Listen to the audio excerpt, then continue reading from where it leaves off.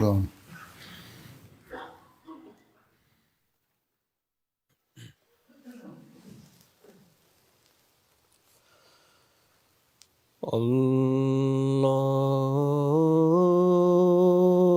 الله أكبر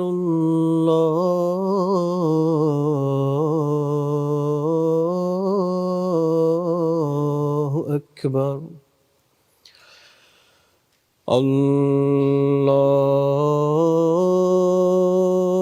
الله أكبر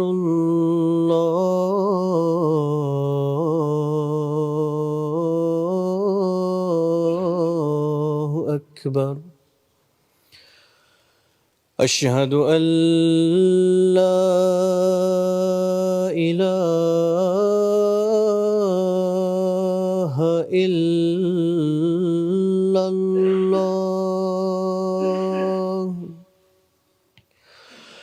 أشهد أن لا إله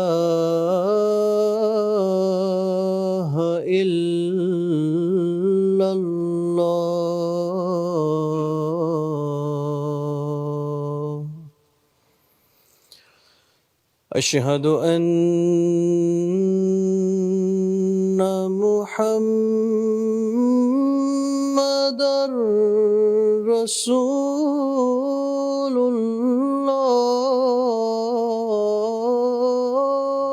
الله أشهد أن محمدًا رسول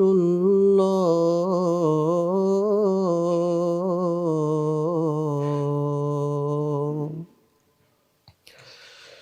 حي على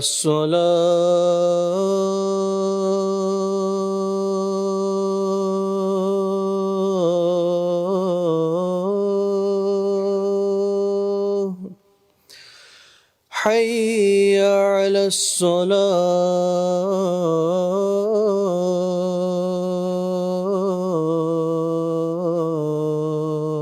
الصلاة حي على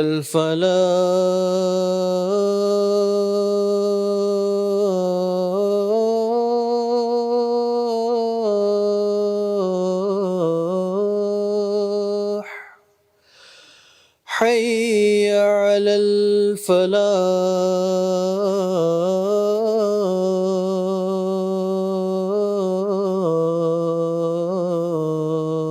الفلاح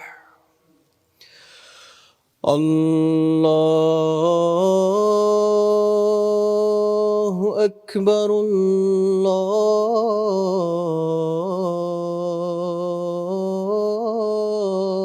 الله أكبر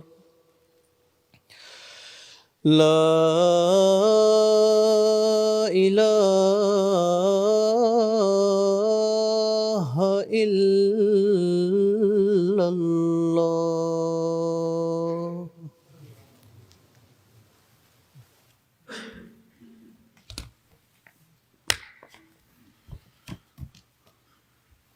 السلام عليكم ورحمة الله. ওয়ালাইকুম আসসালাম রহমতুল্লাহ বারাকাতুহ।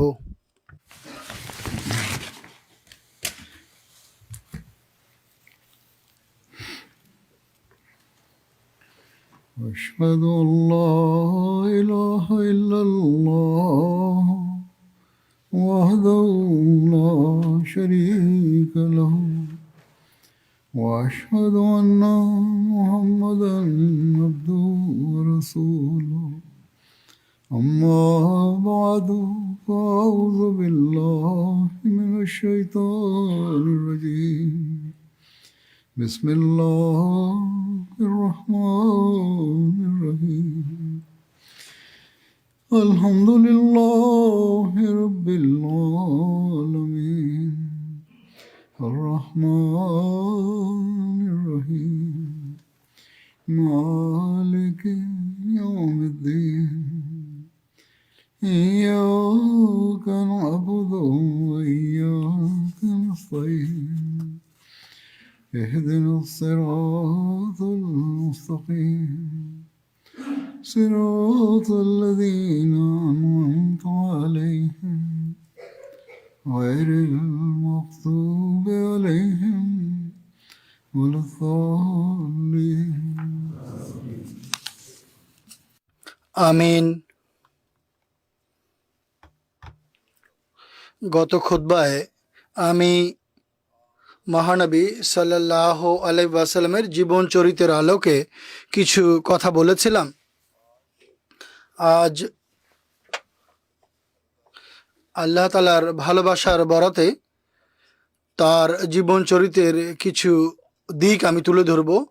হতে পারে যে কিছু কথা পূর্বে হয়তো সংক্ষেপে বলা হয়ে থাকবে, কিন্তু এর বিভিন্ন বিস্তারিত বিবরণ বিভিন্ন জায়গায় রয়েছে। আমরা দেখি বা আমরা লক্ষ্য করি তার জীবন চরিত্রের এই আঙ্গিকে আল্লাহ তাআলার তার প্রতি ভালোবাসার বহিঃপ্রকাশ ঘটে। শুধু তারই আল্লাহ তাআলার প্রতি ভালোবাসা নয়, বরং আল্লাহরও তার প্রতি ভালোবাসার বহিঃপ্রকাশ ঘটেছে। বরং আল্লাহ তাআলা এই ভালোবাসার বহিঃপ্রকাশ ঘটানোর পর যা আল্লাহ তাআলা তার প্রতি যে আল্লাহর ভালোবাসা রয়েছে, তারপর আল্লাহ তাআলা তাকে পথ নির্দেশনা দিয়েছেন বা দিক নির্দেশনা দিয়েছেন। এরপর কিভাবে এই ভালোবাসায় তিনি আরো সমৃদ্ধ হয়ে তার উম্মতের তরবিয়ত করেছেন এবং উম্মতকে পথ নির্দেশনা দিয়েছেন। আল্লাহ তাআলা যে শিক্ষা তার প্রতি অবতীর্ণ করেছেন, তিনি তা উম্মতের কাছে কিভাবে পৌঁছিয়েছেন যাতে তারা পথ নির্দেশনা লাভ করতে পারে। এজন্য তার হৃদয়ে এক গভীর বেদনা ছিল। বরং এই বেদনার কারণেই আল্লাহ তাআলা তাকে পথ নির্দেশনা দিয়েছেন এবং যে ভালোবাসার সাথে তাকে পথ নির্দেশনা দিয়েছেন। বা এভাবে বলা যেতে পারে যে একদিকে এক হৃদয়ে আল্লাহ তাআলার প্রতি ভালোবাসার বেদনা ছিল, আর অপরদিকে আল্লাহ তাআলার সৃষ্টির প্রতি ভালোবাসার বেদনা ছিল এবং তাদেরকে ধ্বংসের হাত থেকে বাঁচানোর ব্যাকুলতা ছিল। আল্লাহ তাআলা পবিত্র কোরআনে সূরা জোহায় বলছেন, ضالا فهدى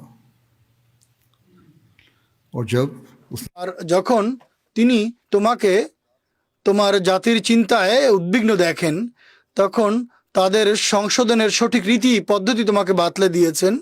আর আল্লাহ তাআলার ভালোবাসার দৃষ্টিকোণ থেকে এই আয়াতের অর্থ দাঁড়াবে, আল্লাহ তাআলা বলছেন, আমরা তোমাকে নিজের ভালোবাসায় একেবারে আপ্লুত দেখতে পেয়েছি এবং অবশেষে তোমাকে সেই পথ বাতলে দিয়েছি যে পথে পরিচালিত হয়ে তুমি আমাদের কাছে পৌঁছে গেছো বা পৌঁছেছ। তাফসীরে কবিরে ইমাম রাজি সূরা জোহার ওয়া জাদাকা দাল্লান ফাহাদার তাফসীরে লিখেছেন, জালালের একটি অর্থ ভালোবাসা হয়ে থাকে। যেভাবে আল্লাহ তাআলার শব্দ ইন্নাকা লাফি জালালিকাল কাদিম, অর্থাৎ এখানে জালালের অর্থ হচ্ছে নিজের ভালোবাসা। অতএব এর মর্ম বা এর অর্থ দাঁড়াবে, তুমি প্রেমিক, আমি তোমাকে এমন পথের পানে পরিচালিত করেছি যার মাধ্যমে তুমি তোমার প্রেমাস্পদের সমীপে পৌঁছার জন্য স্বয়ং সোপান অতিক্রম করতে পারো। এর মাধ্যমে আল্লাহ তাআলা সনদ দিয়ে দিয়েছেন, সার্টিফিকেট দিয়েছেন যে তুমি আল্লাহ তাআলার ভালোবাসায় আপ্লুত, নিমজ্জিত। এই ভালোবাসার বহিঃপ্রকাশ আমরা বিভিন্ন হাদিসে বিভিন্ন রেওয়ায়েতে দেখতে পাই, যা আল্লাহ তাআলা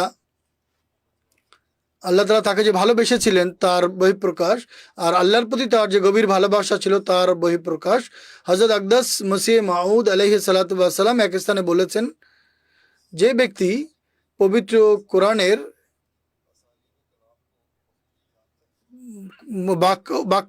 কালাম জানে, সে খুব ভালোভাবে জানে, তার কাছে এটি গোপন নয় যে সেই দয়ালু আল্লাহ, মহাপরাক্রমশালী আল্লাহ তার বিশেষ বান্দার জন্য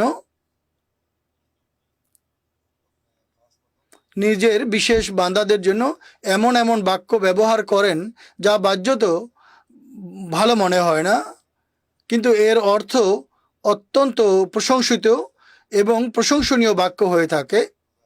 বাহ্যত যদি এই শব্দটি আমরা সাধারণ ব্যবহারে দেখি তাহলে মনে হয় যে এটি সঠিক শব্দ নয়, কেননা জালালের অর্থ হচ্ছে ভ্রষ্টতা। কিন্তু যখন আল্লাহ তাআলা তার বিশেষ বান্দাদের জন্য বিশেষ পরিস্থিতিতে এই শব্দ ব্যবহার করেন, তখন এর অর্থ পাল্টে যায়, পরিবর্তিত হয়ে যায়। যেভাবে আল্লাহ তাআলা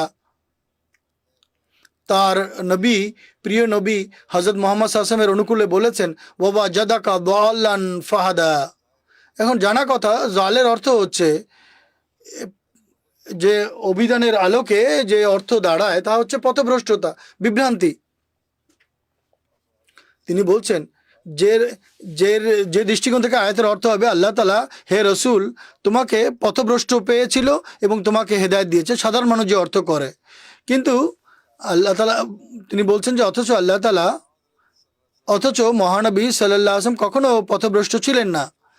আর যে ব্যক্তি মুসলমান হয়ে এই বিশ্বাস পোষণ করবে যে কখনো মহানবী সাল্লাল্লাহু আলাইহি ওয়াসাল্লাম তার বয়সের কোনো পর্যায়ে পথভ্রষ্ট ছিলেন, তাহলে সে কাফের, সে বেদিন, আর সে শরীয়ত বহির্ভূত বিশ্বাস রাখে।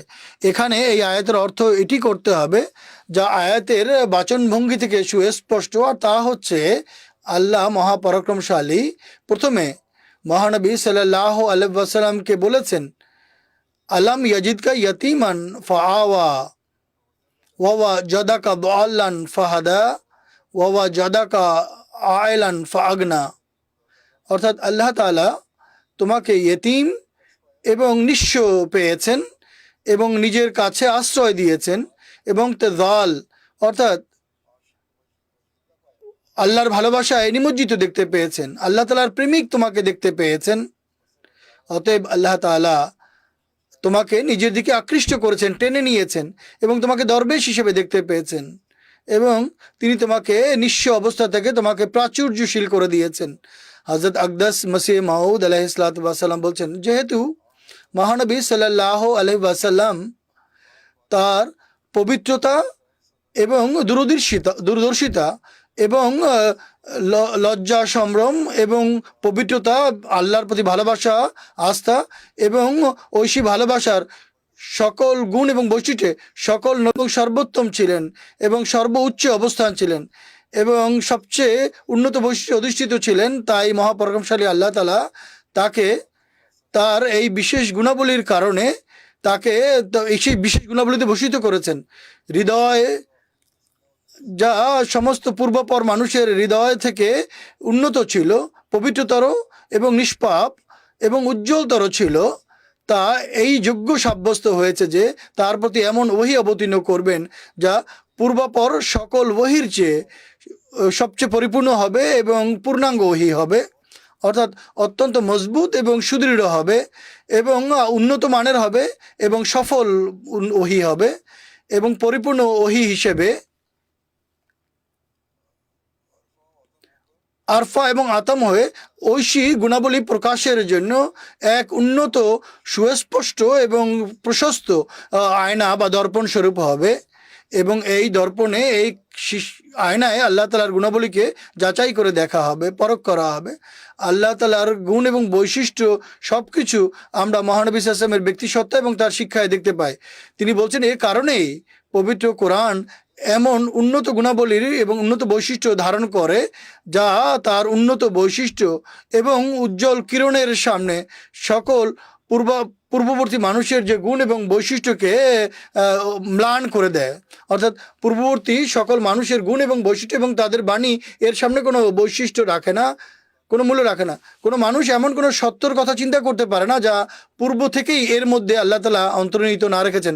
পবিত্র কোরআনে সব কিছু আছে এবং এমন কোনো বক্র বিষয় নেই যা মানুষের মনে সৃষ্টি করতে পারে বা মানুষ কোরআন থেকে বের করতে পারে। আর এমন কোনো বিষয় নেই যা পবিত্র কোরআনে বিদ্যমান নেই। হ্যাঁ, অনুধাবন করার বিষয় রয়েছে।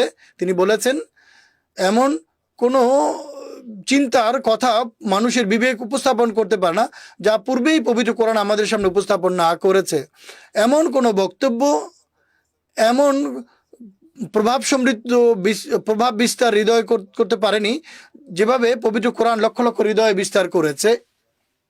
অর্থাৎ পবিত্র কোরআন, তিনি বলেছেন, নিঃসন্দেহে আল্লাহ তালার এক সুস্পষ্ট এবং সমৃদ্ধ আয়না, যার কাছ থেকে সবকিছু পাওয়া যায়, যা একজন সালেক বা পুণ্যবান ব্যক্তি উন্নত আধ্যাত্মিক পর্যায়ে পৌঁছার জন্য যা প্রয়োজন হয় তা সবকিছু সে এখানে পেতে পারে।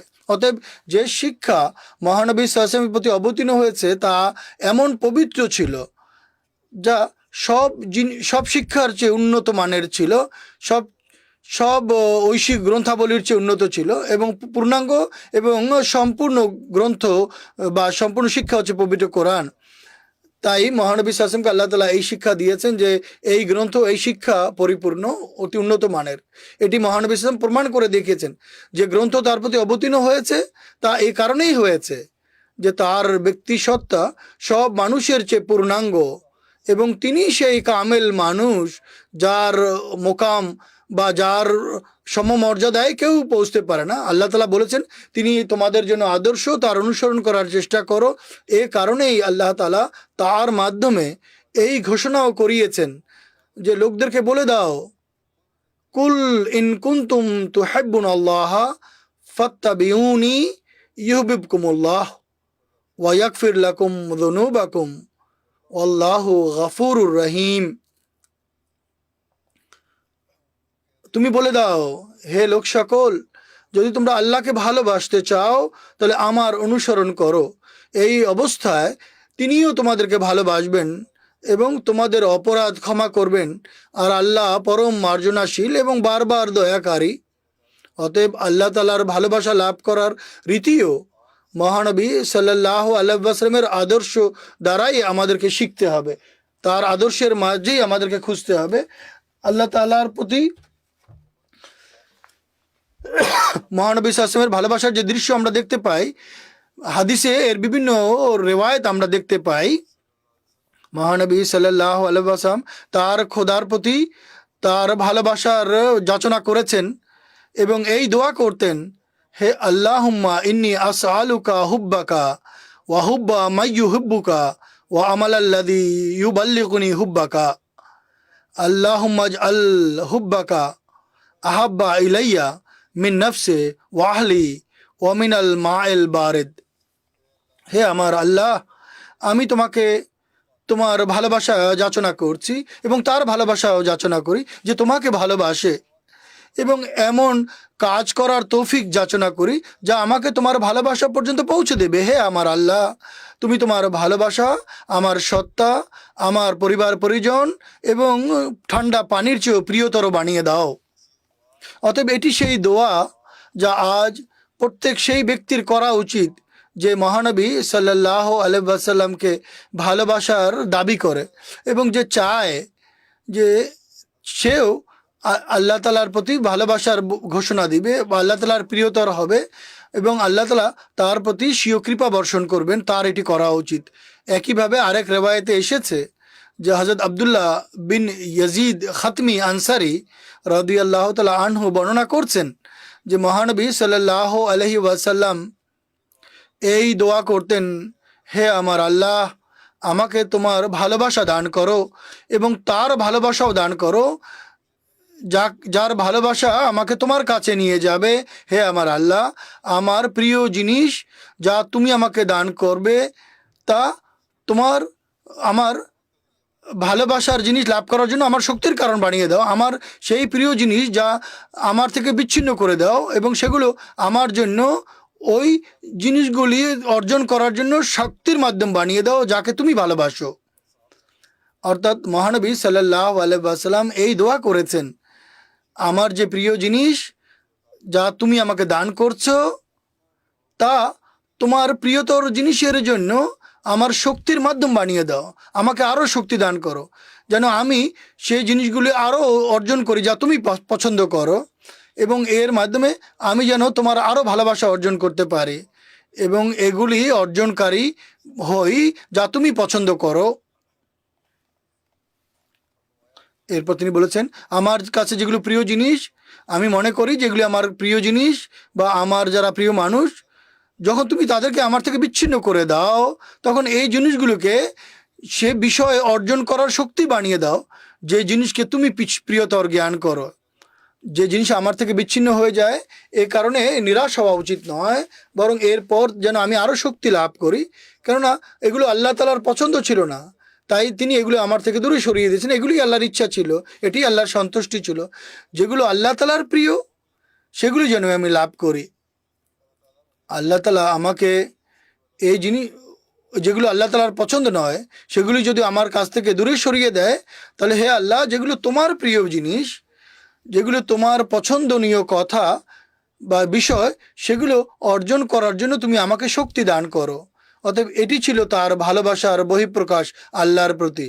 একইভাবে হযরত আয়েশা রাদিয়াল্লাহু তাআলা আনহা বর্ণনা করছেন যে ইজা জা নাসরুল্লাহ ওয়াল ফাত, যে এই সূরা অবতীর্ণ হওয়ার পর মহানবী সাল্লাল্লাহু আলাইহি ওয়াসাল্লাম এমন কোনো নামাজ পড়েননি যে নামাজে তিনি এই দোয়া না করেছেন যে সুবহানাকা রাব্বানা ওয়া বিহামদিকা আল্লাহুম্মা গফিরলি, পবিত্র হে সত্তা আমার আল্লাহ, তোমার প্রশংসা সহ বিরাজমান, হে আল্লাহ তুমি আমাকে ক্ষমা করে দাও।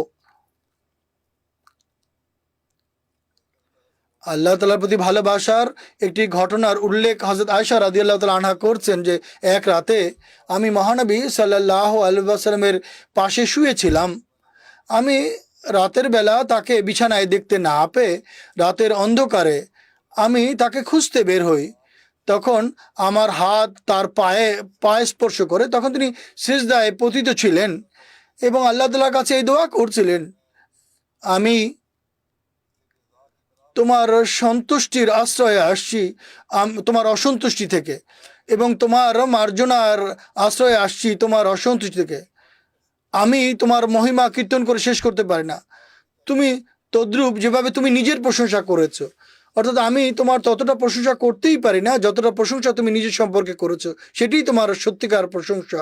কিভাবে হযরত আয়েশা রাদিয়াল্লাহু তাআলা আনহা এক স্থানে বলেছেন, এক রাতে মহানবী সাল্লাল্লাহু আলাইহি ওয়াসাল্লাম আমার বাড়িতে, তার বাড়ি ছিল, পালা ছিল, আমরা ঘুমিয়ে যাই, তখন তিনি নীরবে বাইরে চলে যান। আমি ধারণা করি সম্ভবত তিনি তার অন্য কোনো স্ত্রীর ঘরে গিয়েছেন। আমি আত্মাভিমানের কারণে বাইরে বেরিয়ে আসি এবং দেখতে পাই যে তিনি একটি কাপড়ের বস্তার মতো মাটিতে পড়ে আছেন।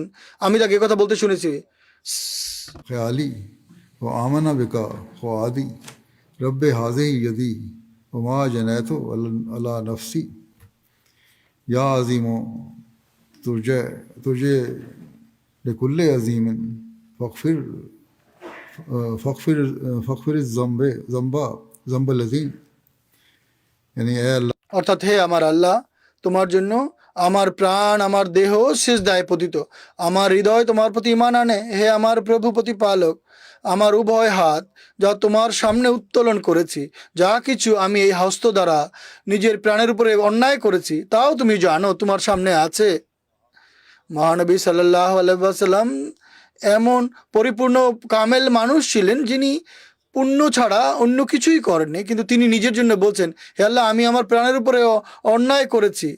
এটি অনেক হে মাহাত্ম্যপূর্ণ, যার কাছে সব কিছুর আকাঙ্ক্ষা করা যায়, তুমি আমার সব বড় বড় পাপ ক্ষমা করে দাও। হযরত আয়েশা রাদিয়াল্লাহু তাআলা আনহা বর্ণনা করছেন, এরপর তিনি তার মাথা উত্তোলন করেন এবং আমাকে দেখতে পান, এবং আমাকে দেখতে পেয়ে বলেন, তোমাকে কোন জিনিস বাইরে নিয়ে এসেছে, তুমি কেন বাইরে আসলে, কেন তুমি তো ঘুমিয়েছিলে? হয়তো আয়েশা বলেন, হ্যাঁ, আমি যে ধারণা করেছিলাম সেই ধারণার কারণে, আমার ধারণা হয়েছিল আপনি হয়তো অন্য কোনো স্ত্রীর ঘরে গিয়ে থাকবেন। তিনি বলেন, নিশ্চয় কোনো কোনো ধারণা পাপ হয়ে থাকে, তুমি কি আমার প্রতি সন্দেহ করেছো? এটি তো পাপ। যেভাবে আয়েশা রাদিয়াল্লাহু তাআলা আনহা বলেছিলেন, আমার সন্দেহ হয়েছিল যে আপনি হয়তো অন্য কোনো স্ত্রীর ঘরে গিয়ে থাকবেন। তিনি বলেন, এই যে ধারণা, এটি পাপে রূপান্তরিত হয়ে যায়, আল্লাহর কাছে ক্ষমা প্রার্থনা করো। অতএব কুধারণা থেকে রক্ষা পাওয়ার জন্য সকল ক্ষেত্রে আল্লাহ তাআলার কাছে ক্ষমা চাওয়া উচিত, ইস্তেগফার করা একান্ত গুরুত্বপূর্ণ। এরপর তিনি হযরত আয়েশা রাদিয়াল্লাহু তাআলা আনহাকে বলেন, আসল বিষয় হচ্ছে জিবরাইল আমার কাছে এসেছিলেন এবং তিনি আমাকে এই বাক্য পড়ার জন্য বলেছিলেন, এজন্য তুমিও তোমার সিজদায় এই বাক্যগুলো পড়ো। তুমি শুনেছো, যেহেতু যে ব্যক্তি এই বাক্য পাঠ করবে সে সিজদা থেকে মাথা উঠানোর পূর্বেই ক্ষমা লাভ করবে। শর্ত হচ্ছে সে যেন পরিপূর্ণরূপে আল্লাহ তাআলার প্রতি ঈমান আনয়নকারী হয়, তার বিশ্বাস যেন সুদৃঢ় হয় এবং সে যেন সৎকর্ম সম্পাদনকারী হয়। এরপর মহানবী সাল্লাল্লাহু আলাইহি ওয়াসাল্লাম বলেন, হযরত আয়েশাকে বলেছিলেন, তিনি জানতেন হযরত আয়েশা রাদিয়াল্লাহু তাআলা আনহার পুণ্যের মান কেমন। অন্যান্য পুণ্য করতেন না, তাই শুধু এই দোয়া করলে ক্ষমা পেয়ে যাবেন এমন নয়। একইভাবে আরেক রেওয়ায়েতে আরেক দিনের ঘটনার উল্লেখ পাওয়া যায়, যা অত্যন্ত বিস্তারিতভাবে সেই মুসলিমে রয়েছে। হযরত আয়েশা রাদিয়াল্লাহু তাআলা আনহা বলেন, একবার সেই রাতে মহানবী সাল্লাল্লাহু আলাইহি ওয়াসাল্লাম আমার বাড়িতে এসেছিলেন। তিনি আমার বাড়িতে আসেন, নিজের চাদর খুলে রাখেন, জুতা খুলে রাখেন এবং তার পাও নিজের কাছাকাছি রাখেন এবং তার উপরের গায়ের চাদর এক অংশ বিছানায় বিছান এবং তিনি শুয়ে পড়েন। তিনি হয়তো মনে করেন যে আমি ঘুমিয়ে পড়েছি। এরপর তিনি ধীরে ধীরে নিজের চাদর তুলে নেন, নিজের জুতা পায়ে দেন, দরজা খোলেন এবং বাইরে চলে যান এবং চুপ করে তিনি দরজা বন্ধ করে দেন। আমি নিজের গায়ের চাদর গায়ে দেই এবং তার পেছনে হাঁটতে থাকি। এমনকি দেখতে পাই যে তিনি জান্নাতুল বাকিতে পৌঁছে গেছেন এবং তিনি দাঁড়ান এবং দীর্ঘক্ষণ দাঁড়িয়ে থাকেন। এরপর তিনি 3 বার উভয় হাত তুলেন। এরপর তিনি পেছনে ফিরে আসেন এবং আমিও ফিরে আসি। তিনি দ্রুত হাঁটতে আরম্ভ করেন, আমিও দ্রুত হাঁটতে আরম্ভ করি। তিনি আরও গতি বাড়িয়ে দেন, আমিও গতি বাড়িয়ে দেই। তিনি আরও হাঁটার গতি বাড়িয়ে দেন, আমিও দ্রুত হাঁটতে আরম্ভ করি। এরপর তিনি ঘরে ফিরেন, আমি তার পূর্বেই ঘরে প্রবেশ করেই এবং শুয়ে পড়ি। যখন তিনি ঘরের ভেতরে আসেন এবং এসে বলেন, হে আয়েশা, তোমার কি হয়েছে? তুমি কেন, তোমার শ্বাস ফুলে আছে? দ্রুত হাঁটার কারণে তার শ্বাস ফুলে গিয়েছিল। মহানবী সাল্লাল্লাহু আলাইহি ওয়াসাল্লাম বুঝতে পারেন যে তার শ্বাস ফুলে গেছে, দ্রুত বইছে। তিনি বলেন, দ্রুত হাঁটার কারণে শ্বাস ফুলে গেছে। আমি কথা ঘুরিয়ে দেওয়ার চেষ্টা করি। মহানবী সাল্লাল্লাহু আলাইহি ওয়াসাল্লাম বলেন, তুমি অবশ্যই আমাকে বলবে, নতুবা পরম জ্ঞানী খোদা আমাকে জানিয়ে দিবেন। তিনি তখন বলেন, হে আমার প্রিয়, আমার পিতামাতা আপনার জন্য নিবেদিত। তারপর আমি পুরো সব ঘটনা তাকে খুলে বলি যে আমার মনে কি উদয় হয়েছিল আর আমি কিভাবে তার পিছনে গিয়েছিলাম। তিনি বলেন, আচ্ছা, সেই ছায়াটি তোমার ছিল যা আমি আমার আগে দেখতে পেয়েছিলাম। তিনি বলেন যে হ্যাঁ, তিনি আমার বক্ষে হাত রাখেন, আমার কাঁধে হাত রাখেন, যা আমি অনুভব করি। এবং তিনি বলেন, তুমি কি এই ধারণা করেছিলে যে আল্লাহ এবং তার রসুল তোমার অধিকার খর্ব করবেন? হযরত আয়েশা রাদিয়াল্লাহু তাআলা আনহা বলেন, যা কিছু মানুষ গোপন করে আল্লাহ তা ভালো জানেন। নিশ্চয়ই আল্লাহ অবশ্যই জানেন, আল্লাহ জানিয়ে দিবেন, তাই আমিও বলে দিচ্ছি। তারপরে আমার মনে যা ছিল তা আমি বলে দেই। মহানবী সাল্লাল্লাহু আলাইহি ওয়াসাল্লাম কথা শুনে বলেন, জিব্রাইল আমার কাছে এসেছিলেন যখন তুমি আমাকে দেখেছিলে যে আমি বাইরে গিয়েছি, তখন তিনি আমাকে ডেকেছিলেন।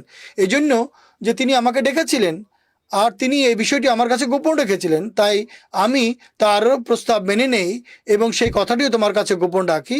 এ কারণেই আমি তোমাকে বলিনি আসল ঘটনা কি, এবং তার পেছনে পেছনে আমি চলে যাই। আমার ধারণা ছিল যে তুমি ঘুমিয়ে পড়েছো আর আমি অপছন্দ করেছিলাম তোমাকে জাগানো। এ কথাও মহানবী বলে দেন, কারণ আমার ধারণা হয় যে তুমি একাকী অনুভব করবে। যদি আমি তোমাকে বলতাম যে, তখন তুমি বলতে যে আমি আজ একা আছি। জিব্রাইল বলেন যে আপনার প্রভু প্রতিপালক জিব্রাইল বলেন মহানবী সাল্লাল্লাহু আলাইহি ওয়াসাল্লামকে, আপনার প্রভু আপনাকে বলছেন যে আপনি প্রথমে জান্নাতুল বাকিতে যান এবং তাদের জন্য ক্ষমা প্রার্থনা করুন। হযরত আয়েশা রাদিয়াল্লাহু তাআলা আনহা বলেন, আমি নিবেদন করি, হে আল্লাহ রসুল সাল্লাল্লাহু আলাইহি ওয়াসাল্লাম, আমিও এই সওয়াবের মধ্যে অন্তর্ভুক্ত হতে পারি। আমি কিভাবে তাদের দোয়া করতে পারি? আপনি তো করে নিয়েছেন যে দোয়া করার, আমিও তো সেখান থেকে ঘুরে এসেছি, আমি কি দোয়া করব? মহানবী বলেন, তুমি বলো, মোমেন এবং মুসলমানদের মধ্যে হতে এই পরিবারের লোকদের উপরে সালাম বা শান্তি আল্লাহ তাআলা আমাদের মধ্যে থেকে যারা এগিয়ে গেছেন এবং যারা পরবর্তীতে বিদায় নেবেন তাদের প্রতি দয়া করুন। আর যদি আল্লাহ চান তাহলে আমরাও আল্লাহ তাআলার সঙ্গে মিলিত হব। এই দোয়া মহানবী সাল্লাল্লাহু আলাইহি ওয়াসাল্লাম তাকে শিখিয়ে দেন। একইভাবে মহানবী সাল্লাল্লাহু আলাইহি ওয়াসাল্লাম খোদা তাআলার প্রতি ভালোবাসার এক রিওয়ায়াত পাওয়া যায়। একজন বর্ণনা করছেন যে আমি আব্দুল্লাহ বিন উমর উবায়দ বিন ওমর হযরত আয়েশা রাদিয়াল্লাহু তাআলা আনহার সমীপে উপস্থিত হই। হযরত ইবনে ওমর বলেন, মহানবী সাল্লাল্লাহু আলাইহি ওয়াসাল্লামের সবচেয়ে যে প্রিয় এবং মজার যে বিষয়টি আপনি দেখেছিলেন তা আমাদেরকে বলুন। বর্ণনাকারী বলছেন, এ কথা শুনে হযরত আয়েশা রাদিয়াল্লাহু তাআলা আনহা কাঁদতে আরম্ভ করেন। এরপর বলেন, তার প্রতিটি বিষয়ই প্রিয় ছিল এবং বিস্ময়কর ছিল। এরপর হযরত আয়েশা রাদিয়াল্লাহু তাআলা আনহা বলেন, একবার তিনি আমার পালায় আমার ঘরে আসেন। যখন তিনি আমার ঘরে আমার লেপের নিচে ঘুমিয়ে ঢুকে যান এবং আমি তার দেহকে আমার শরীরের সাথে অনুভব করি। এবং তখন তিনি আমাকে বলেন, হে আয়েশা, তুমি যদি আমাকে অনুমতি দাও তাহলে আমি পুরো রাত খোদার ইবাদত করতে চাই। আমি নিবেদত করি করি আমি আপনার প্রিয়, আপনার নৈকট্য এবং আপনার ভালোবাসা সবই আমি চাই। আপনার আকাঙ্ক্ষাকেও আমি শ্রদ্ধা করি। সবচেয়ে বেশি এটিই প্রিয় যে আপনার সকল আকাঙ্ক্ষা যেন পূর্ণ হয়। ঠিক আছে, আপনি ইবাদত করতে চাইলে আপনি করুন। এরপর তিনি বাড়িতে রাখা এক মশক বা পানির কলসির দিকে যান, অল্প পানি দিয়ে তিনি উজু করেন, তারপর তিনি দাঁড়ান এবং কোরআন পড়তে আরম্ভ করেন এবং কাঁদতে আরম্ভ করেন। এমনকি আমি দেখতে পাই যে তার চোখ বেয়ে অশ্রু ঝরে পড়ছে তার বক্ষের উপরে।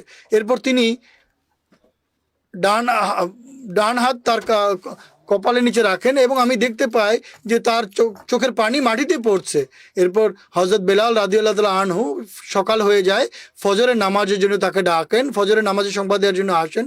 যখন তিনি অর্থাৎ বেলাল তাকে কাঁদতে দেখেন, নিবেদন করেন, হে আল্লাহ রসুল সাল্লাল্লাহু আলাইহি ওয়াসাল্লাম, আপনি কাঁদছেন কেন? অথচ আল্লাহ তাআলা আপনার পূর্বাপর সকল অপরাধ ক্ষমা করে দিয়েছেন। তিনি বলেন, আমি কি আল্লাহর প্রতি কৃতজ্ঞ বান্দা হব না? গত খুতবায় আমি বলেছিলাম এর বিস্তারিত বিবরণ অন্য একটি রওয়ায়েতেও আছে।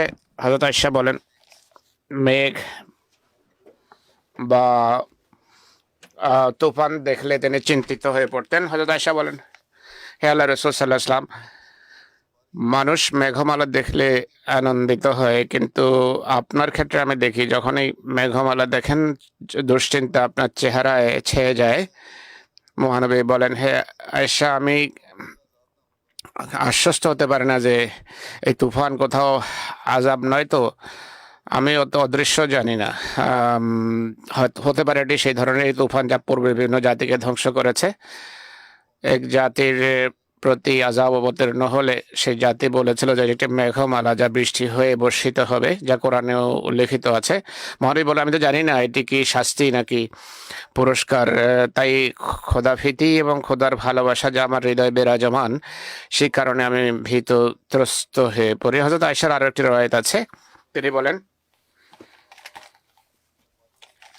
মহানবী যখন আকাশে মেঘমালা দেখতেন, ভেতর থেকে বাইরে, বাইরে থেকে ভিতরে যাওয়া আসা করতেন, চেহারার রং বদলে যেত, ফ্যাকাশে হয়ে যেত। বিজলি, মেঘমালা সরে পড়লে তার স্বাভাবিক অবস্থা ফিরে আসে। তাই সে কারণ জিজ্ঞেস করলে মহানবী বলেন, আমি জানি না, কোথাও এটি সেই মেঘমালা নয় তো যা আদের জাতির জন্য আযাব হয়ে এসেছিল। সূরা আহকাফের আয়াত এটি আছে। তারা যখন মেঘমালা আসতে দেখে তারা বলে যে একটি মেঘমালা আসছে যা বৃষ্টি হয়ে বর্ষিত হবে, কিন্তু সেটি আযাব নিয়ে এসেছিল।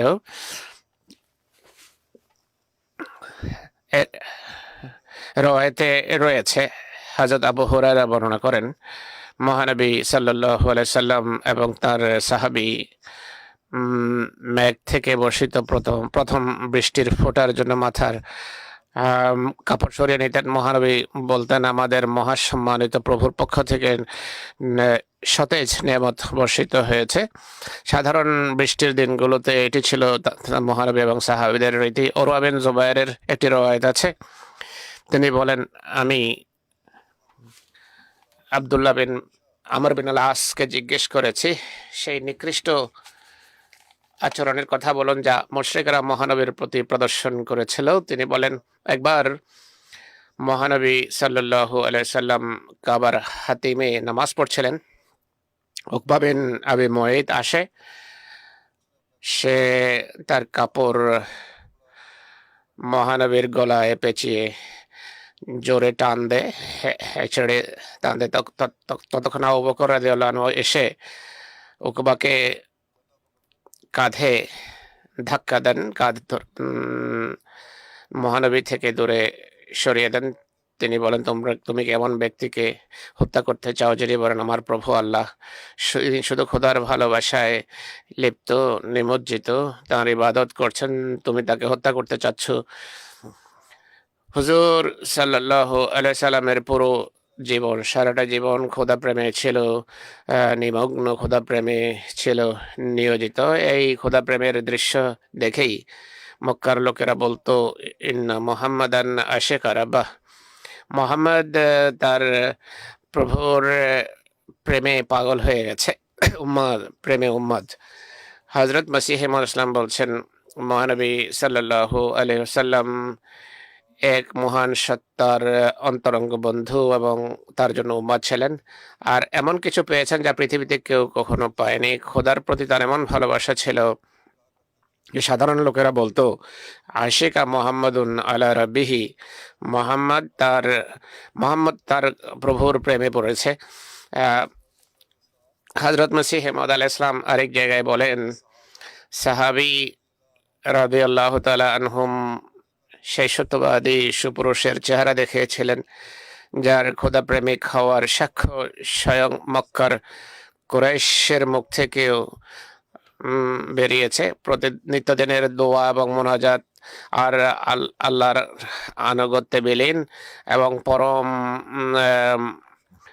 ভালোবাসার উজ্জ্বল চিহ্ন, উজ্জ্বল লক্ষণাবলী তার চেহারায় দেখেছে, এবং সে পবিত্র চেহারায় ঐশী জ্যোতি বসিত হতে দেখে তারা বলতো আশিকা মোহাম্মদুন আলা রব্বি, মোহাম্মদ তার প্রভুর প্রেমে পাগল হয়ে গেছে।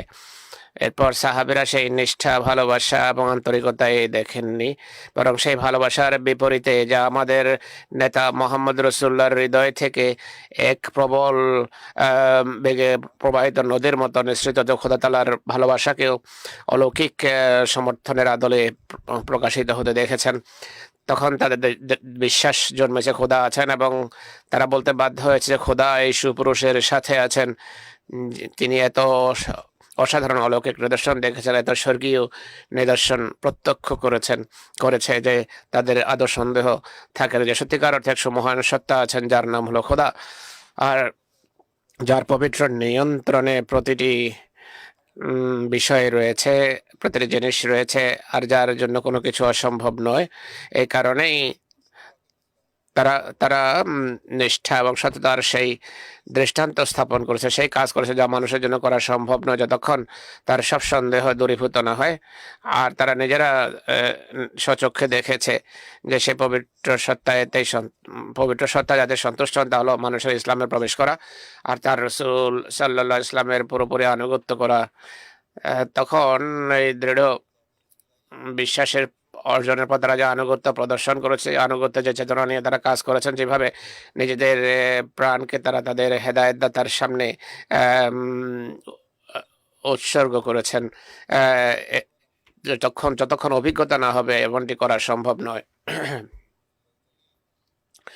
হযরত আলী রাদিয়াল্লাহু তাআলা আনহু বর্ণনা করেন, আমি মহানবী সাল্লাল্লাহু আলাইহি ওয়াসাল্লামকে তার রীতি সম্পর্কে জিজ্ঞেস করে আপনার রীতি কি, অর্থাৎ আপনার তিনি বলেন 8টা জীবনের রীতি, পদ্ধতি, নীতি কি যার উপর আপনার জীবন, যাকে কেন্দ্র করে আপনার জীবন পরিচালিত। তিনি বলেন মারিফত হলো আমার জীবনের মূলধন, আর আর আমার সম্পদ সেটি, আমার বিবেক হলো আমার সম্পদ, সেটি আমি আল্লাহর ভালোবাসায় কাজে লাগাই, আর তার নীতি এবং রীতি অনুসারে জীবন অতিবাহিত করে। এটি আমার ধর্মের মূল, আমার ধর্মের শেকড়। আল্লাহর ভালোবাসাই হলো আমার মূল সম্পদ। খোদার সামনে খোদার ভালোবাসায়, খোদা প্রেমে ক্রমাগতভাবে এগিয়ে যাওয়াই হলো আমার সুগভীর আগ্রহ, যা হলো আমার বাহন, যাতে বসে আমি ক্রমাগতভাবে এগিয়ে যাচ্ছি এবং সংগ্রাম করে চলেছি। আর খোদার শরণ আমার বন্ধু এবং আমার সমব্যথী, আমাকে কে আশ্বস্ত করেন,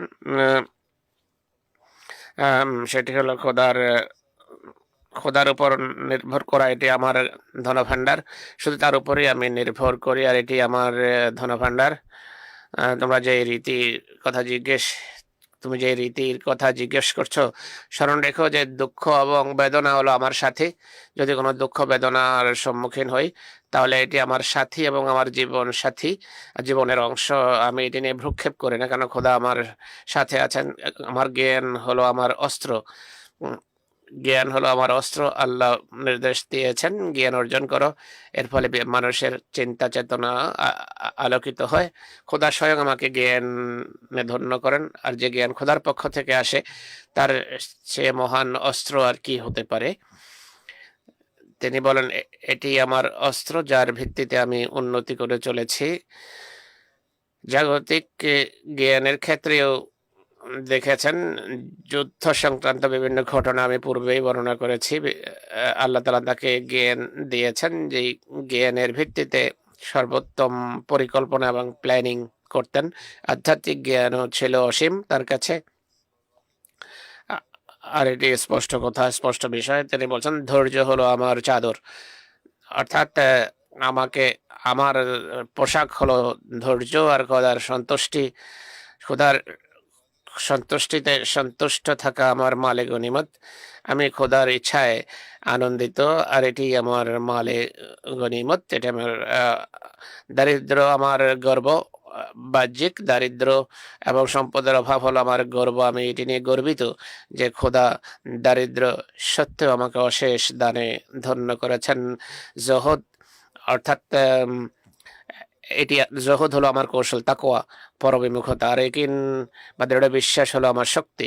খোদাতে আমার কামেল বিশ্বাস আছে, এর মাধ্যমে আমি শক্তি অর্জন করি। সত্য আমার শাফায়াতকারী, আমি কখনো ভ্রান্ত কথা ভুল কথা বলিনি, আর এটি আমার শাফাত আনুগত্য আমার সবকিছু।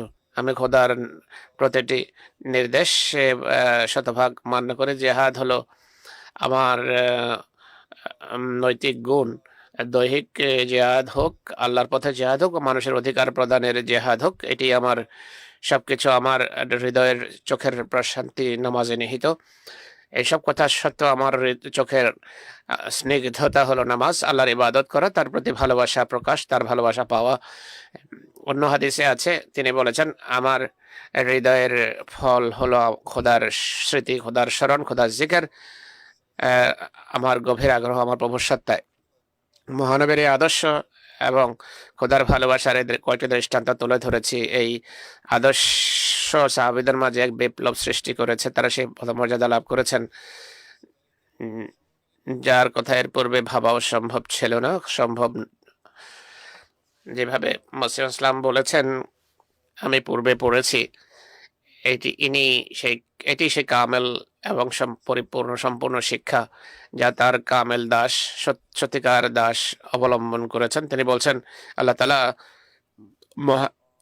মসিহে মউদকে মহানবীর পূর্ণ আনুগত্যের কারণে অশেষ দানে ধন্য করেছেন। তিনি বলেন স্বপ্নে দুইবার পাঞ্জাবি প্রবাদ শোনানো হয়েছে, অর্থাৎ তুমি যদি আমার হয়ে যাও সারা পৃথিবী তোমার হয়ে যাবে। আরেকবার দেখেছি একটা বিশাল ময়দান, তাতে এক সুফি যার মাঝে খোদার ভালোবাসা থাকে আমার দিকে ছুটে আসছে। আমি যখন কাছে যাই সে তখন এই বাক্য পড়ে, মুখে খোদার প্রেমের কথা বিরাজ করা হলো, তাদের মুখে খোদা তাআলার খোদা প্রেমের বাণী শোনা যায়। কেননা মসিহ মউদের মাঝে সে খোদা প্রেম দেখেছে। তিনি এটিও বলেছেন আমি যা কিছু পেয়েছি হযরত মুহাম্মদ সাল্লাল্লাহু আলাইহি ওয়াসাল্লামের ভালোবাসায় লাভ করেছি। এই ছিল তার উত্তম আদর্শ। এই জন্যই জামাত প্রতিষ্ঠিত করেছেন। আমরা যারা আজকে দাবি করি যে আমরা হুজুর সাল্লাল্লাহু আলাইহি ওয়াসাল্লামের সত্যিকার মান্যকারী, আর আমরাই তার নিবেদিত প্রাণ দাসের হাতে বয়াত করে এই অঙ্গীকার করেছি যে আগামীতে আমাদের জীবন খোদার শিক্ষা অনুসারে পরিচালিত করার চেষ্টা করব। সুতরাং এই অঙ্গীকার অনুসারে এদিকে মনোযোগ নিবদ্ধ করা উচিত। আমাদের প্রতিটি কাজ যেন শতভাগ খোদার খাতিরে হয়, তার ভালোবাসার জগতে এগিয়ে যাওয়ার চেষ্টা থাকা উচিত। এটি যদি করি তবেই খোদার কৃপাভাজন হওয়া সম্ভব হবে আমাদের জন্য। মহানবী ঈসা আলাইহিস সালামের প্রকৃত উম্মত হওয়ার দায়িত্ব পালনে সক্ষম হব। মসিহ মউদের হাতে বয়াতের সুবাদে যে দায়িত্ব বর্তায় তা পালন সক্ষম, তার প্রকৃত মান্যকারীদের মাঝে অন্তর্ভুক্ত হতে পারবে। আল্লাহ তাআলা আমাদেরকে তৌফিক দান করুন। পাকিস্তানের আহমদীদের জন্য দোয়া করুন। দুদিন পূর্বে সেখানে একটা মামলা চলছিল মোবারক সানি সাহেবের। তাকে সেশন জাজ যাবজ্জীবন কারাদণ্ডের শাস্তি দিয়েছে। তার অভিযোগ হলো কোরআন ছিল তার কাছে, কোরআন পড়তেনও আর পড়াতেনও। এই হলো পাকিস্তানের আদালতের অবস্থা।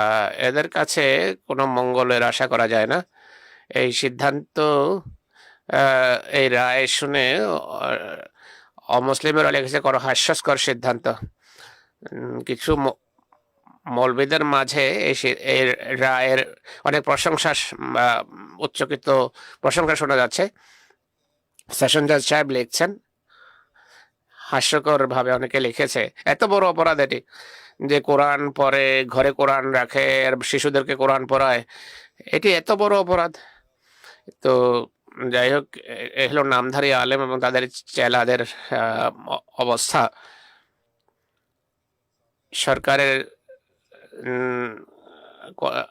সরকার বা যারা অ্যাডমিনিস্ট্রেশন রয়েছে তারাও মৌলবীদেরই পিছনে চলছে, মৌলবীদের অনুসরণ করে। আল্লাহ তাআলা অচিরেই এদের শাস্তি দিন, ইনশাল্লাহ আল্লাহ অচিরেই তাদের শাস্তি দেবেন। এর লক্ষণাবলী প্রকাশও পাচ্ছে। কিন্তু আমাদের দোয়ায় ত্রুটি রয়েছে। প্রকৃত অর্থে যে আমল করা উচিত সেটি আমল না করার কথা বিলম্বিত না হয়ে যায়। যেভাবে মহানবী মেঘমালা দেখে দোয়া করতেন, তাই দোয়ার দিকে অনেক বেশি মনোযোগ দেওয়ার প্রয়োজন আছে। পৃথিবীর অন্যান্য নির্যাতিত লোকদের জন্য দোয়া করুন। আল্লাহ তাআলা সব জায়গায় সর্বত্র সবাইকে নিরাপত্তা দিন, নিরাপদে রাখুন, সকল ফিতনা এবং অশান্তি থেকে, নৈরাজ্য থেকে, বিশৃঙ্খলা থেকে রক্ষা করুন। নামাজের পর দুই ব্যক্তির গায়েবানা জানাজা পড়াবো। প্রথমটি মৌলানা জালালউদ্দিন তৈয়ব সাহেবের, যিনি সাবেক সদর জওয়ানে আহমদিয়া, সদর তাহরিকে যুজু ছিলেন। তিনি কাদিয়ানের, সম্প্রতি ইন্তেকাল করেছেন। ইন্না লিল্লাহি ওয়া ইন্না ইলাইহি রাজিউন। তার পিতা জনাব এইচ হোসেন সাহেব বিশ্বযুদ্ধের সময় আর্মিতে কেরানি হিসাবে কাজ করছেন বসরায়। 1922 সালে তিনি আহমদিয়ত গ্রহণ করেন। কেরালা থেকে প্রকাশিত জামাতি পত্রিকা সতিয়া দৌতনের এডিটর নিযুক্ত হন। কেরালাবাসী ছিলেন। তিনি আর্মি, তার পিতা 1950 সনে মুসলেহ মওদের যে তাহরিক ছিল, কাদিয়ান আবাদির আহ্বান শুনে পুরো পরিবার নিয়ে কাদিয়ান স্থানান্তরিত হন। এখানে এসে বসতি স্থাপন করেন। 1 বছর পরেই কাদিয়ানে তার ইন্তেকাল হয়। মৌলানা জালালউদ্দিন নৈয়র সাহেবের মাতা শ্রদ্ধেয় জুবাইদা সুলতানা সাহেবা, সেখানে তার দ্বিতীয় বিয়ে হয়। চৌধুরী আব্দুল হক সাহেব বিয়ে করেন, যিনি একজন দরবেশ ছিলেন। তিনি নৈয়র সাহেবের ভাই বোনকে নিজেই লালন পালনের দায়িত্ব নেন। জালালউদ্দিন নৈয়র সাহেবের প্রাথমিক পড়ালেখা কাদিয়ানে পড়ালেখা করেন। প্রাথমিক পড়ালেখা 1963 সনে মৌলভী ফাজল পরীক্ষা দেন, পাশ করেন। এরপর আঞ্জুমানে ইন্সপেক্টর বাইতুল মাল হিসাবে নিযুক্ত হন। দীর্ঘকাল সেখানে কাজ করেছেন। পুরো ভারত সফর করতেন, ভারতের জামাতগুলো সফর করতেন। বড় ভালোবাসার সাথে পরিশ্রম করে জামাতের সদস্যদের চাঁদার ব্যবস্থাপনার অংশ করেছেন। এ কারণে ভারতের সর্বত্র জামাতের লোকদের সাথে তার ব্যক্তিগত সম্পর্ক ছিল। 63 বছর জামাতের সেবা করার সুযোগ হয়েছে। ইন্সপেক্টর বাইতুল মাল আহমদের পর অডিটর মুহাসেব নাজর বাইতুল মাল আহমদ হিসাবেও কাজ করার সুযোগ হয়েছে তার। 7 বছর সদর মানে আহমদিয়া কাদিয়ান হিসেবে কাজ করেছেন।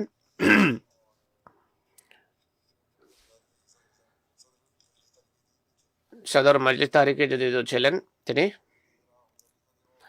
অঙ্গ সংগঠনেও তিনি খেদমত করেছেন, অঙ্গ সংগঠনে কাজ করার সুযোগ হয়েছে। ইবাদত গুজার, নামাজ রোজায় নিয়মিত।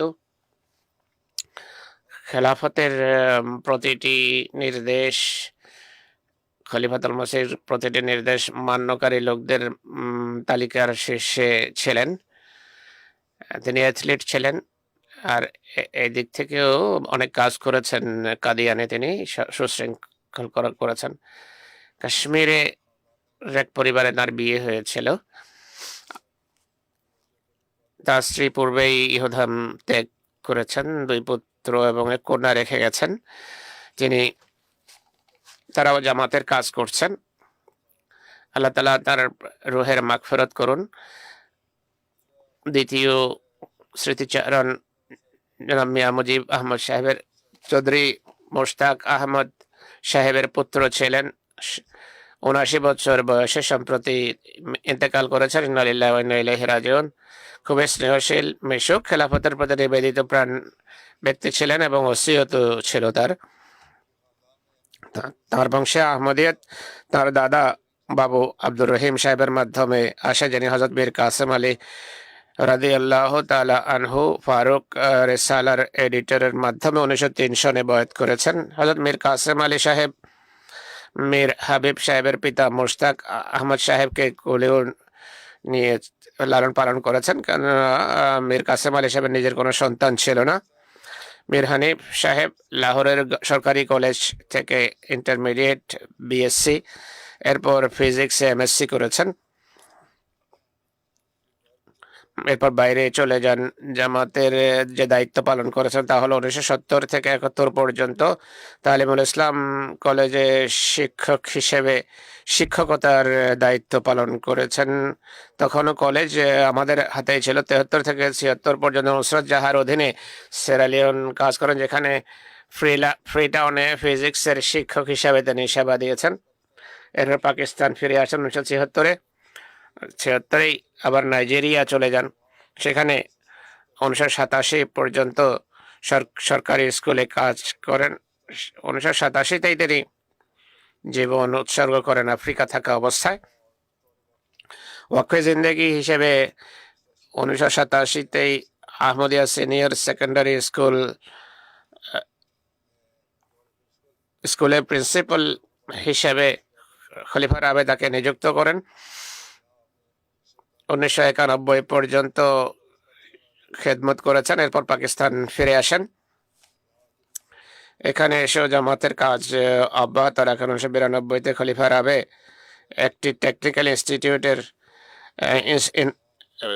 খবরাখবর নেওয়ার জন্য সেরালিয়ন পাঠান। তার পরামর্শ অনুসারে সেখানে কিছু কাজ হয়েছে। ৯৬-তে নাজারাত তালিমের অধীনে নুসরত জাহা একাডেমির আবহাওয়াতে তিনি নিযুক্ত হন।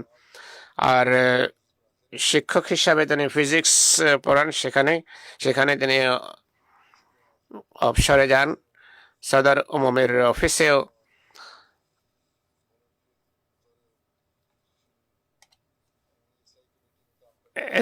ইসলাহি কমিটিতে তিনি দায়িত্ব পালন করেছেন। তার স্ত্রী লিখছেন, আমার স্বামী নামাজ রোজায় অভ্যস্ত, খুবই কোমল মতি ছিলেন, চাহিদা খুবই স্বল্প ছিল। তিনি একজন জ্ঞান পিপাসু মানুষ ছিলেন। কেউ আসলে তোফান আনার কথা বলতেন, আমার জন্য বই নিয়ে আসো। মাসিম ইসলামের সব বই তিনি সবসময় পাঠ করতেন। কখনো কোনো বাজে কথা বলতেন না, কোনো কথা পছন্দ না হলে নীরব থাকতেন। তার কন্যাও এইসব গুণাবলীর কথা লিখেছেন। হুজুর বলছেন, আমিও দেখেছি, খুবই ভদ্র একজন মানুষ ছিলেন আর নিজের কাজেই মগ্ন থাকতেন। বিশ্বস্ততার সাথে ওয়াকফ হিসেবে দায়িত্ব পালন করেছেন। আল্লাহ তার প্রতি কৃপা করুন।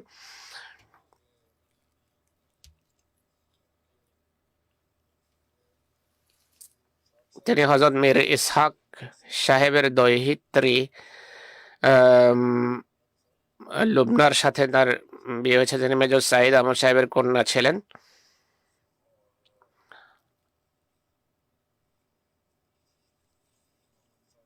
হযরত মীর মোহাম্মদ ইসহাক সাহেব হযরত মীর নাসির নওয়াব সাহেবের পুত্র ছিলেন। প্রসিদ্ধ, সবাই জানেন তাকে। কোরআনের অনুবাদ তিনি করে গেছেন। জামাতে সেটি সুপরিচিত। আল্লাহ তাআলা মরহুমের প্রতি মাগফিরাত করুন এবং কৃপা করুন।